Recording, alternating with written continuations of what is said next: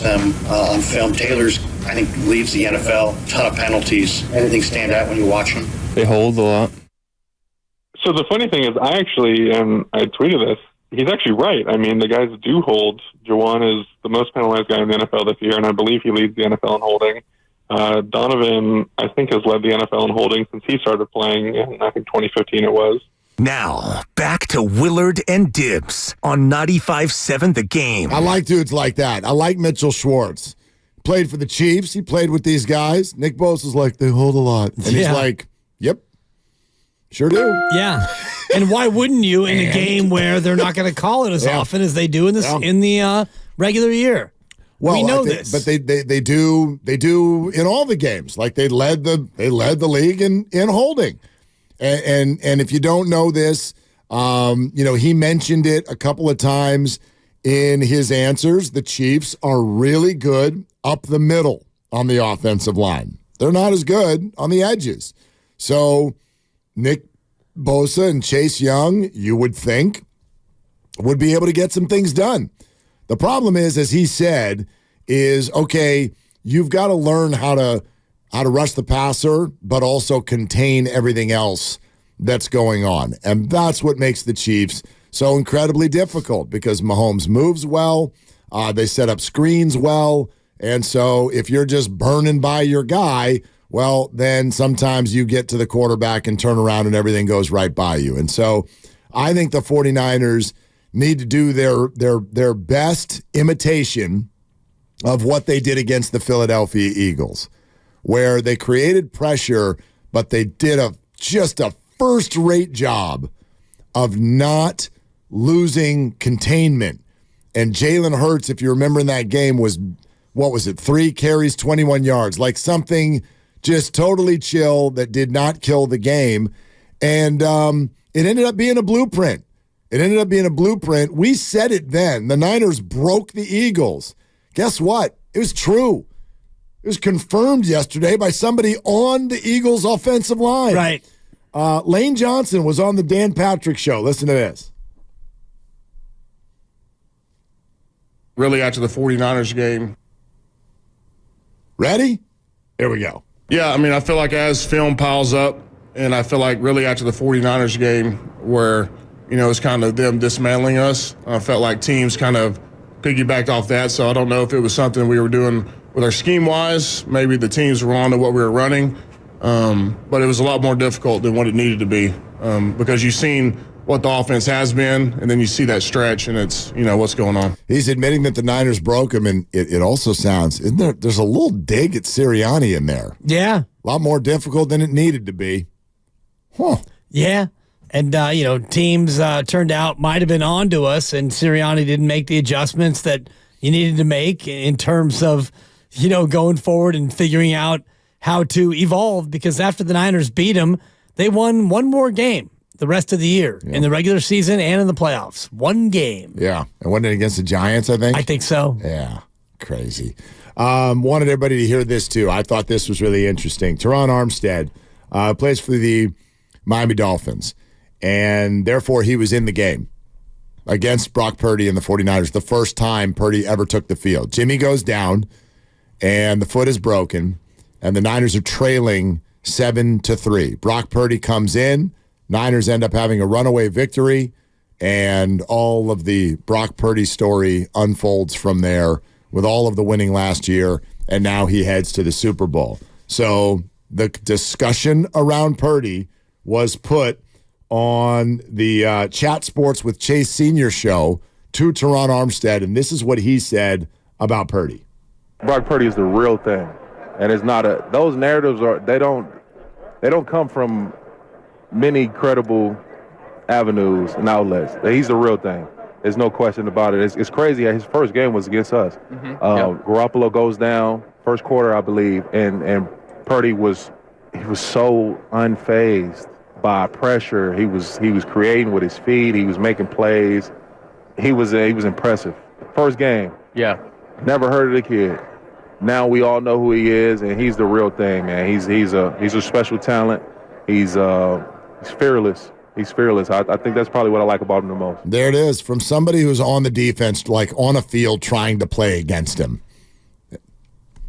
There it is. Yeah, to see him come in that spot and see him come in and play that well and to play fearlessly when you're the QB3 and then you become QB2 and, oh, my God, I'm playing for the Niners in an NFL game against a very good Miami team, to come in and hit the ground running like that and then start the next week against Tom Brady and take him apart and then go on to do what he's done. He is fearless. Yeah, absolutely. And you heard Mitchell Schwartz was a little bit less direct, but you heard him reference it a couple of times in terms of this offense versus that offense 4 years ago, and the fact that this one, I think, as he put it, has a quarterback who can distribute the ball to the playmakers a little bit better when it's needed. There's no two ways about it, which is why, by the way, when a certain person wants to say he's not a game changer, someone got to explain that to me, because he has changed the game. Right. He has changed the 49ers game. And I don't even see how you can question that. Yeah, you've taken an offense that, even if you want to look at, the McCaffrey effect, fine. But go back to Jimmy G when he was in the Super Bowl and what Raheem Mostert did that year. And it was very McCaffrey-esque, at least on the ground. Raheem Mostert at that time was every bit the runner that McCaffrey's been this year in terms of late season, what he did against Green Bay in the playoffs, how good he was in the Super Bowl, and all the rest of it. So the big difference is the quarterback. The coach is the same. The laminated play sheet's the same. The receivers are mostly the same. You have Ayuk now. You didn't then. You have George Kittle and all the rest of it. Your offensive line is better, but across the board, Brock Purdy's made this offense more dynamic. They score more points, and I think that they're going to send more of a scare into a Kansas City defense that's definitely better than it was 4 years ago. Absolutely it is. Yeah, let's go to Vince in the city. We'd love to hear from you today, Niner fans. How you feeling? Okay? How you feeling? And I'm going to tell you in just a minute after you talk to Vince how you can get qualified for a trip to Vegas yourself to see Billy Joel and Sting later this year. Hey, Vince, what's going on? Welcome to Willard and Dibs. Hey, what's up, guys? I just wanted to say I think this game is going to be one of the most evenly matched games that we're going to watch for a long time in football, as it should be. That being said, I think it's going to come down to really two things that aren't necessarily football-related, football gameplay related. And to me, that's going to be who plays a cleaner game, meaning less penalties. Yep. And then it's the mental aspect of football, which is who's going to break whose will first. These guys are going to be like Rams going at it the whole game, just head to head. They both play a similar style, I think, especially in the run game. We run the power zone and the power inside run. They run it really well too. So I think it's going to come down to the penalties and will. Now, I also want to just point out real quick, I hope that it's not one of those games where Mahomes gets certain calls because he's Mahomes and Brock doesn't get called because he's Brock. Because in the last two playoff games, there's been a lot of hits on Brock after he's let the ball go, where he's been driven to the ground, and they're not calling roughing the passer. I don't know if that's playoff football, but I feel like if that was Mahomes, he'd get the 15 yards. So, you know what? That's an interesting one, and so this can go two ways. Vince, thanks. Every fan always thinks that, right? We've done this with Steph Curry for years. Our star doesn't get calls. Every other star gets calls. Don't get me started on Steph Curry. Well, there's I don't want to say there's nothing to it. I do want to say that there's probably not as much to it as RIC, because that is human bias, obviously. Everybody watches games and thinks that you're not getting calls. I can think of a number of scenarios where some interesting things happened to Brock Purdy on a football field where there was no call, which is interesting because in the NFL today, the refs slant that way purposefully. Like, it's much more likely to go the other way. In other words, a penalty is called when it shouldn't have been, as opposed to not being called when it should have been, because they protect the quarterbacks at such a level. Is there something to that with Purdy versus Mahomes? Maybe. And Mahomes is very vocal with the refs. Bill Romanowski called him a crybaby on our station earlier this week. I'd also say this, though. It's the Super Bowl. So I'm not worried about it, because I think that when you get to the Super Bowl, those refs damn well know the last thing on earth they want is to broadcast to 120 million people a quarterback getting hit low or high and a penalty flag not flying. Right.